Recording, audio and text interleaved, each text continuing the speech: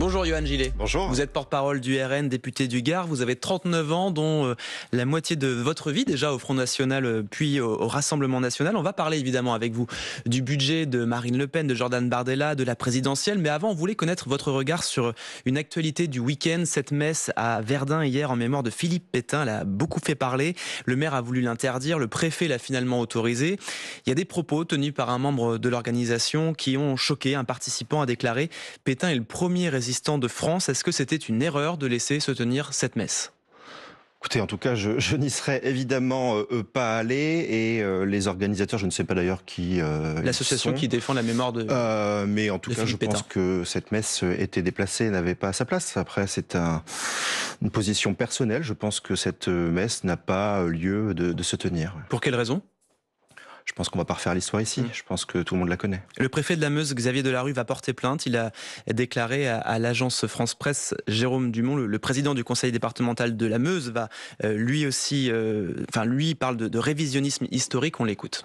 Pétain a été jugé coupable d'intelligence avec l'ennemi puis de haute trahison. Il a été condamné à mort et à l'indignité nationale. Donc on ne peut pas accepter qu'une messe lui rende hommage. Et j'espère que les propos qui ont été tenus seront condamnés. C'est clairement du révisionnisme et je le condamne. Pétain, premier résistant de France, c'est du révisionnisme ? Oui, je le pense, oui. Jean-Marie Le Pen aurait pu faire partie de ces participants. Il réclamait que Philippe Pétain soit intégré aux hommages nationaux. Il disait n'avoir jamais considéré qu'il était un traître. Il était révisionniste, Jean-Marie Le Pen.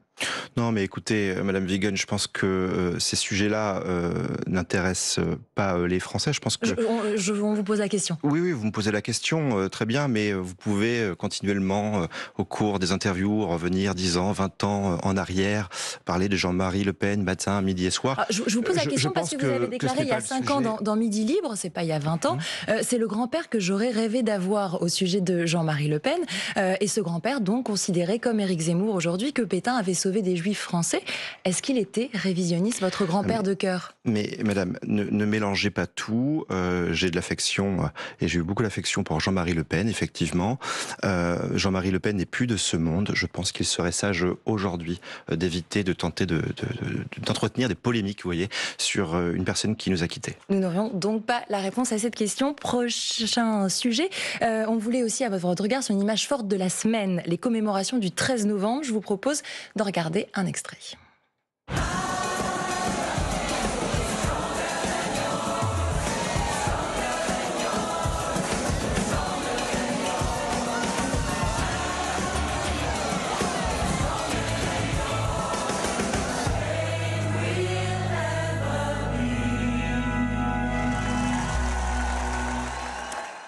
Sur scène, il s'agit du chœur des rescapés du 13 novembre qui chante « Mon amour est plus fort que ta haine ne le sera jamais ». Julien Audoul, qui est lui aussi porte-parole de votre parti, a publié cet extrait sur les réseaux sociaux accompagné d'une formule de 2 mots, la honte. En quoi elles vous font honte, ces victimes du 13 novembre ? Non, mais les victimes du 13 novembre ne me font pas honte du tout. Les commémorations qui ont eu lieu étaient évidemment légitimes, avaient toute leur place. Pourquoi la honte alors ? Mais vous lui demanderez. Moi, ce que je constate, en revanche, dans un moment aussi fort que ces commémorations, c'est que le Rassemblement national a été mis de côté par les organisateurs de ces commémorations. Parce que Jordan Bardella n'a pas été invité à la cérémonie. Tout à fait, en ne prévoyant pas la présence du Rassemblement national, alors même que dans ces moments, je pense qu'il est important que l'ensemble de la nation, en dehors de toute considération partisane, soit mis de côté. N'avait été invité par la mairie de Paris, seulement certains élus ou certains élus membres de partis politiques qui avaient fait la demande, élus parisiens notamment. Mais ce n'est pas le seul à avoir réagi. Vous avez un autre député, Alexandre Sabatou de l'Oise, qui a lui aussi réagi sur X toujours. Les islamistes découragés à la vue de ces images. Est-ce que ces remarques sont appropriées, Yohann Gillet ? Mais cette remarque n'est pas à l'encontre de la commémoration en elle-même. Pardon, excusez-moi, il repose l'extrait que nous venons de diffuser, accompagné de 2 messages. Pour l'un, la honte, et pour l'autre, les islamistes découragés à la vue de ces images. C'était directement adressé à ces gens. Signifie simplement qu'aujourd'hui, en 2025, la France n'a pas pris la mesure de ce qui nous est arrivé il y a maintenant quelques années, et que malheureusement, ces attentats sont toujours possibles parce que la France n'a pas pris les mesures nécessaires. Les victimes n'ont pas pris la mesure de ce qui est Je vous arrivé? parle de la France, madame. Pas les victimes sont françaises, Je ne vous notamment. parle pas. Non, mais je vous parle de l'État. L'État n'a pas pris les mesures nécessaires pour pouvoir empêcher que d'autres attentats se produisent dans le futur. Mais on peut avoir des commémorations et prendre mesure de ce qui se passe. Les commémorations, vous ne me ferez pas entrer sur des polémiques quelles qu'elles soient. Chacun c'est vous qui êtes rentré tout seul. Il porte les paroles de votre parti, Julien Audoul. Lorsqu'il dit les islamistes ont dû rigoler devant leur télé, quand il demande si la prochaine étape c'est une chorale avec Salah Abdeslam quand même. Mais monsieur, vous ne me ferez pas rentrer dans cette polémique. Moi, je vous dis que ces commémorations étaient utiles, que chacun commémore comme il le souhaite, et qu'il est important aussi de rendre hommage aux nombreuses victimes qu'il y a eu ce jour-là, et vous ne me ferez pas entrer dans une quelconque polémique. Ce que je vous constate, regrettez les propos de vos collègues? Mais je n'ai pas à les regretter. Vous n'avez pas l'air très à l'aise. Non, mais je suis tout à fait à l'aise. Je n'ai pas à les regretter ou à les partager, peu importe. Moi, ce que je vous dis, c'est qu'aujourd'hui, il faut mettre sur la table le sujet du danger de l'islamisme en France. Et je pense que les gouvernements successifs n'ont pas pris les mesures nécessaires. Mais le président de l'association des victimes Life for Paris, Arthur Devenot, qui vous accuse de salir la cérémonie, vous entendez que ces remarques, elles aient pu choquer, elles aient pu blesser des personnes qui avaient besoin de ce moment d'union, de commémoration nationale qui appelle à l'unité, la concorde, la paix? C'est insupportable. Vous inviterez les concernés sur votre plateau et vous leur demanderez quel était le sens de leurs propos. Moi, je vois dans ces propos aucune polémique possible. Ce que nous disons, c'est qu'il faut évidemment rendre hommage aux victimes. Nous avons très largement participé à notre manière aux commémorations pour rendre hommage à ces victimes, mais nous rappelons également que les gouvernements successifs n'ont pas pris les mesures nécessaires pour empêcher d'autres attentats de se produire dans le futur. On va parler de ce qui se passe désormais à l'Assemblée nationale, Yohann Gillet. On va essayer de faire preuve de pédagogie, de comprendre votre position sur ce budget, parce que c'est pas forcément évident. Vous avez commencé par énerver beaucoup de libéraux, par décevoir le patronat aussi, en votant notamment avec LFI le doublement de la taxe GAFAM sur les géants du numérique, un amendement sur la taxation universelle des grands groupes, puis changement à 360. Vous avez voté avec la droite contre des amendements qui protège les Français les plus riches, contre la taxe Zuckman, pour le pacte Dutreil qui permet de transmettre une entreprise familiale avec de très faibles droits de succession. Vous défendez aussi l'impôt allégé sur les revenus du capital. Un grand écart qui a provoqué cette sortie du ministre de l'économie sur les bancs. On l'écoute. Madame Le Pen, vous avez honte des entreprises qui gagnent de l'argent dans le monde. Alors pour vous, on reste en France, on fabrique en France, on vend en France. Tout ce qui se passe à l'étranger, on vote. Vous êtes passé de Javier Milei à Victor Maduro, Madame Le Pen.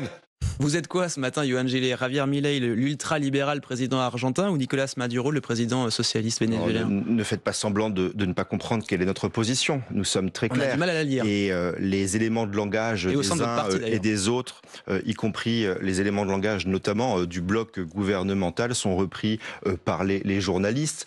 Alors je ne sais pas si c'est de la fainéantise de la part de certains journalistes qui ne cherchent pas à travailler leur dossier, ou si c'est simplement du militantisme. Il y a des doutes au sein de votre propre groupe.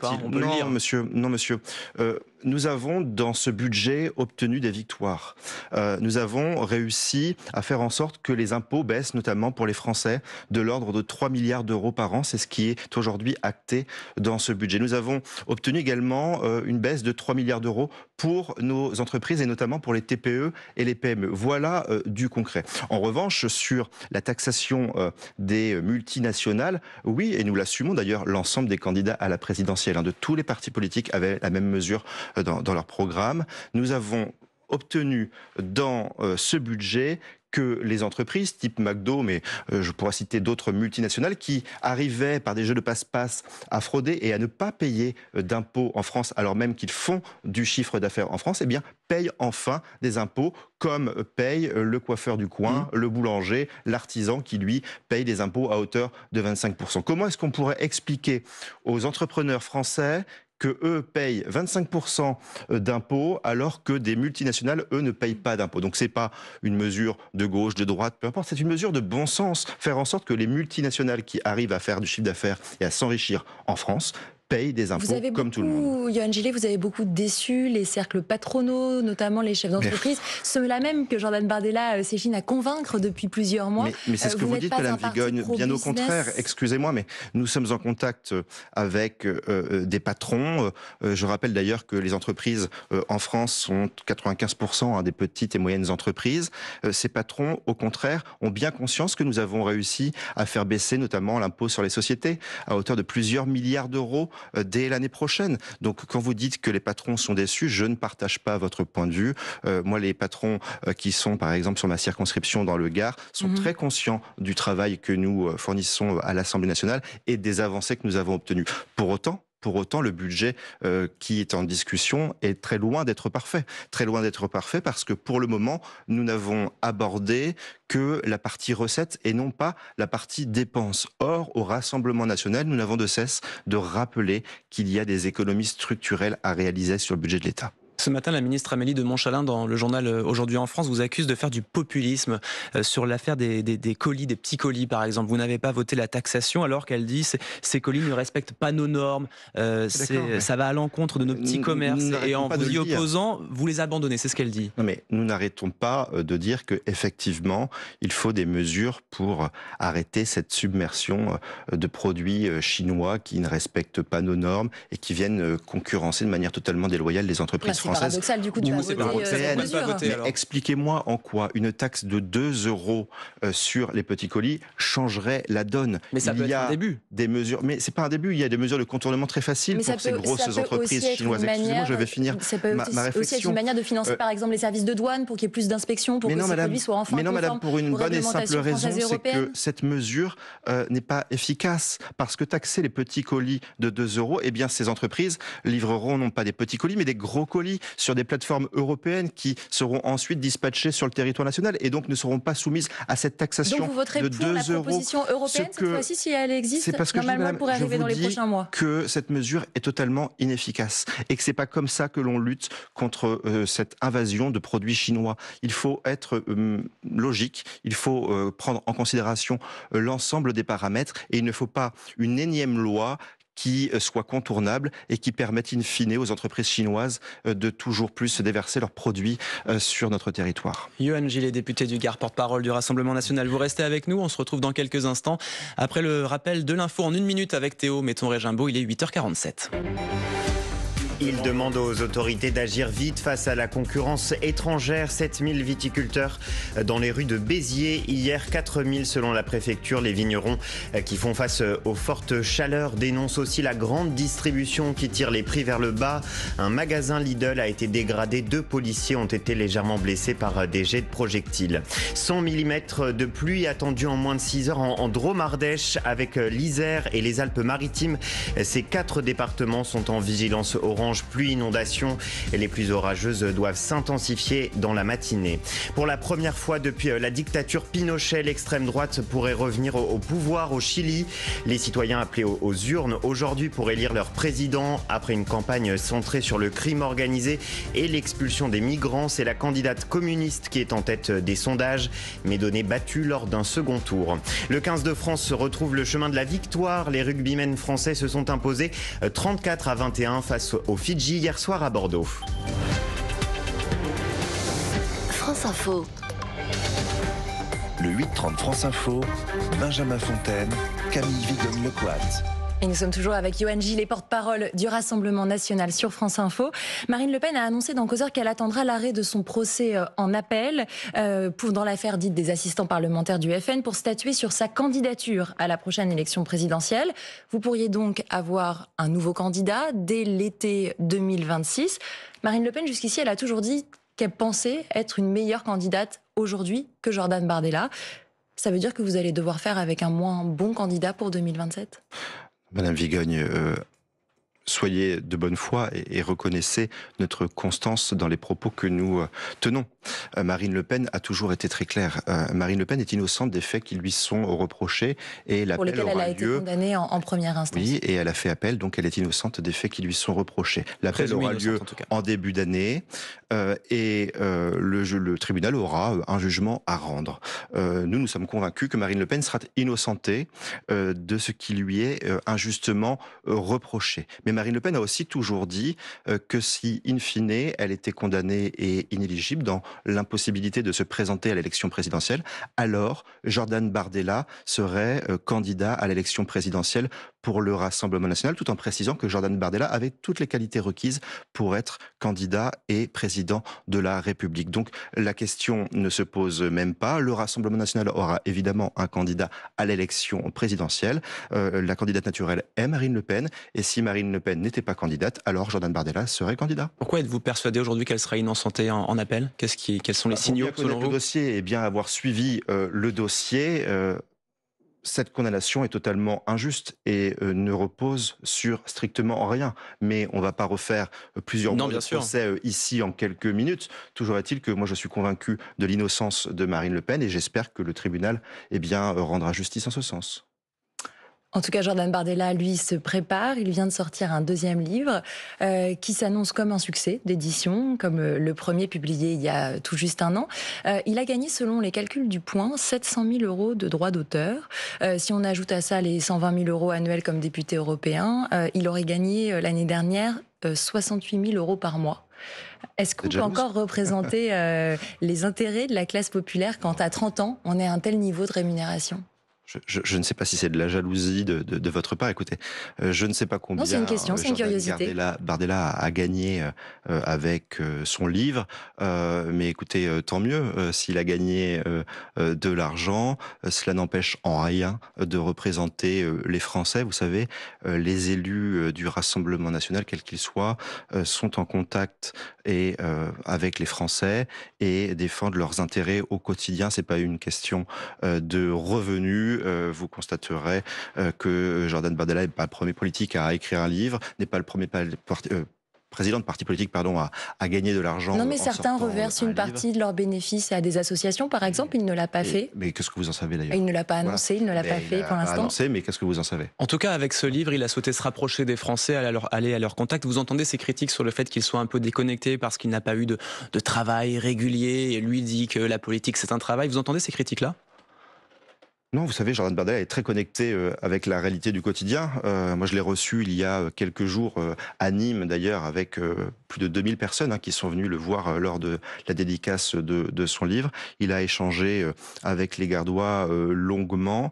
Et Jordan Bardella est un homme politique de premier plan qui est très connecté à la réalité du terrain, qui est en contact avec les Français au quotidien, ce qui n'est pas le cas de certains dans d'autres partis politiques, et qui a à cœur de les défendre. Donc, mais il n'a pas forcément connu la galère du quotidien, le travail régulier, c'est ce qu'on lui reproche. Jordan Bardella n'est pas né avec une cuillère dorée en argent, cuillère dorée, pardon, une cuillère en argent dans la bouche. Bref, vous avez compris ce que je voulais dire.